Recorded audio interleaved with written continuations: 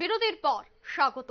ইডির নজরে আপের আরো এক জনপ্রিয় নেতা বেনজির ভাবে গ্রেফতার হয়েছিলেন দিল্লির মুখ্যমন্ত্রী অরবিন্দ কেজরিওয়াল আবগরে দুর্নীতি মামলায়। এবার ইডির তল্লাশিতে ইডির নজরে রয়েছে আরো এক দিল্লির মন্ত্রী। ইতিমধ্যেই নাম উঠে এসেছে কৈলাস গেহলটের। উনাকে তলব ইডির। ষড়যন্ত্রের কথা বলে বিজেপিকে এবার নিশানা করছে আপের নেতৃত্বরা। একেবারে নির্বাচনের প্রাক মুহূর্তে আপের বিভিন্ন নেতৃত্ব এমনকি মুখ্যমন্ত্রীকে একের পর এক তলব করেছিল ইডি। ইতিমধ্যেই মুখ্যমন্ত্রী রয়েছেন বন্দী হিসেবে, এবং অন্যদিকে আবগরি দুর্নীতি মামলায় দিল্লির মন্ত্রী কৈলাস গেহলটকে এবার তলব ইডির। সে বিষয়ে বিস্তারিত জানবো। টেলিফোন লাইনে সরাসরি যুক্ত হয়ে গেছে আপ নেতা সুশান্ত ভট্টাচার্য। প্রথমে আপনাকে নিউজ ভ্যানগার্ডের পর্দায় স্বাগত জানাচ্ছি। হ্যাঁ, নমস্কার। বেনজির ভাবে আপনাদের মুখ্যমন্ত্রীকে গ্রেফতার করে নিয়ে যাওয়া হয়েছে। এই ভারতের ইতিহাসে প্রথম যিনি মুখ্যমন্ত্রীর পদে থাকাকালীন গ্রেফতার হয়েছেন।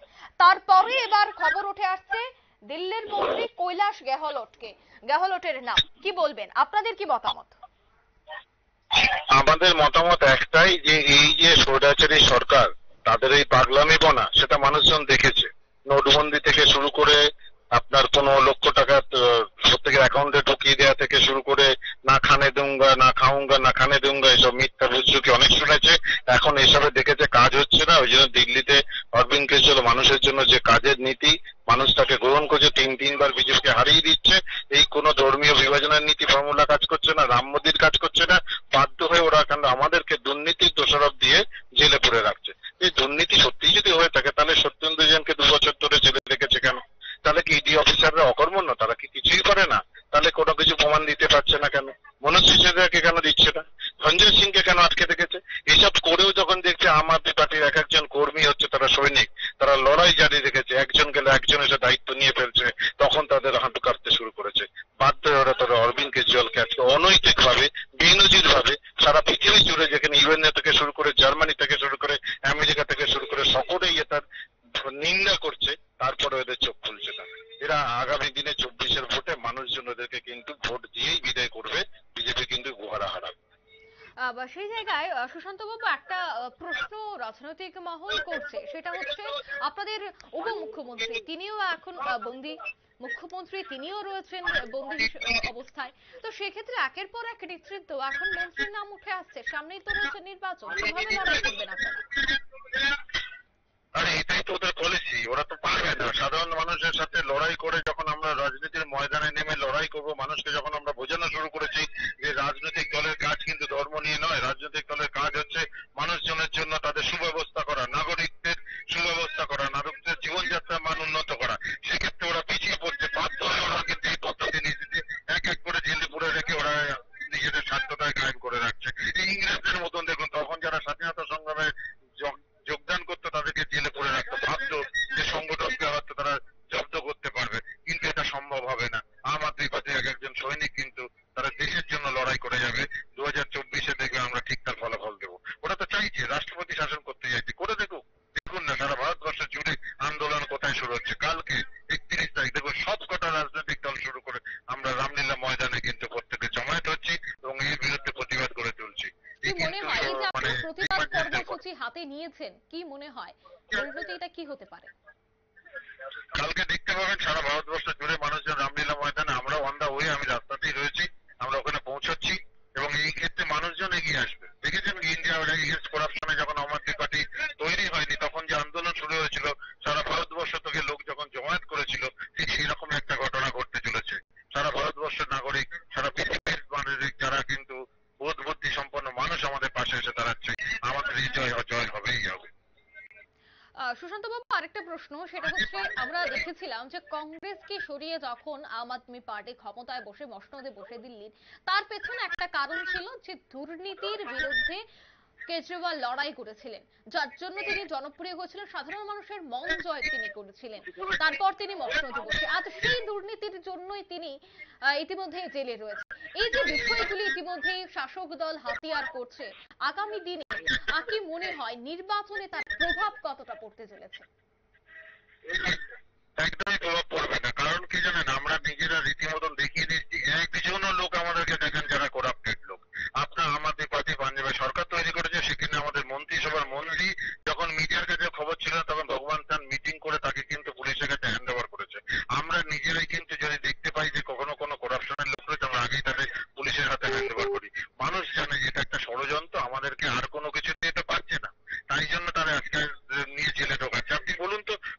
Money laundering case. আর ওনাদেরকে যারা মাত্র 10,000 কোটি টাকা যাদের টার্নওভার, তারা 140 কোটি টাকা কি করে ডোনেট করে, কি করে ইলেকট্রাল বন্ডে এই টাকা পায়?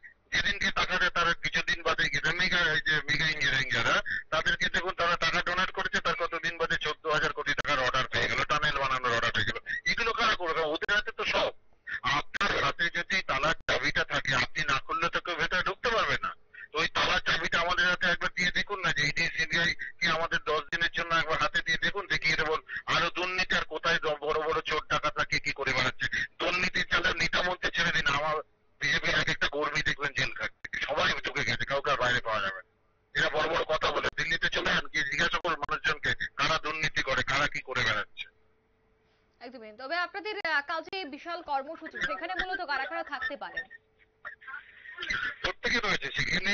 আমাদের মানে সিপিএম থেকে শুরু করে, কংগ্রেস থেকে শুরু করে প্রত্যেকের সেখানে সব মানে যত আপনার জায়গা রয়েছে, তাতে আমরা প্রত্যেকটা দল যারা আর কি অ্যালায়েন্সে আমরা রয়েছি, সেগুলো ছাড়াও সাধারণ মানুষ, কর্মীরা প্রত্যেকে আমাদের এখানে এসে হাজির হয়েছে। এবং আমরা ভারতবর্ষের বিভিন্ন কর্নার থেকে কিন্তু আমরা প্রত্যেকে চলে আসছি। এবং সেখানে আম আদমি পার্টির তরফ থেকে তো সকলেই থাকছেন।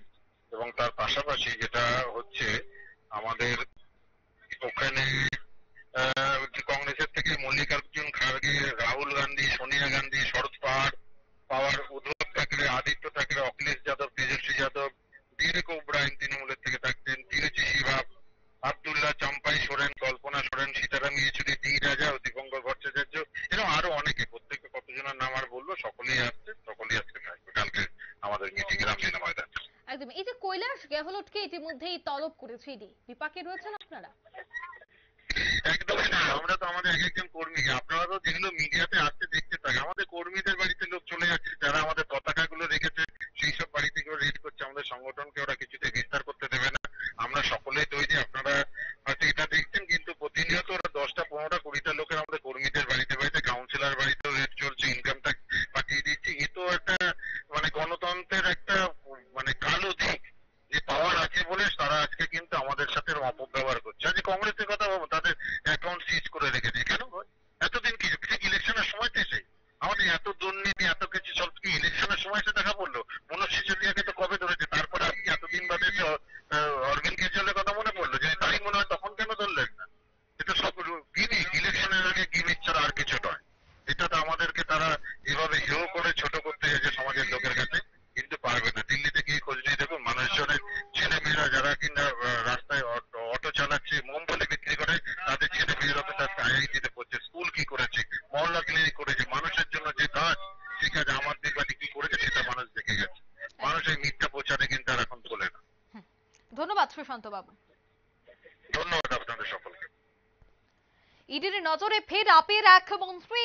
এখন দেখার বিষয় যে ইডির তলবে কি বেরিয়ে আসে। আবগারি দুর্নীতি মামলায় ইতিমধ্যে জোর জিজ্ঞাসাবাদ চালাতে পারে ইডি মন্ত্রী কৈলাস গেহলটকে। ইতিমধ্যেই ষড়যন্ত্রের কথা বলে বিজেপিকে নিশানা করছে আপ নেতৃত্বরা। আগামীকাল তাদের একটি বড় বিক্ষোভ কর্মসূচি রয়েছে এবং সেই বিক্ষোভ কর্মসূচি থেকেও কি বেরিয়ে আসে, কতটা জোরালো হয় প্রত্যেকটি বিরোধী দলের নেতৃত্বদের দ্বারা সেই বিক্ষোভ কর্মসূচি, তার দিকেও কিন্তু নিউজ ভ্যানগার্ডের নজর অবশ্যই রয়েছে।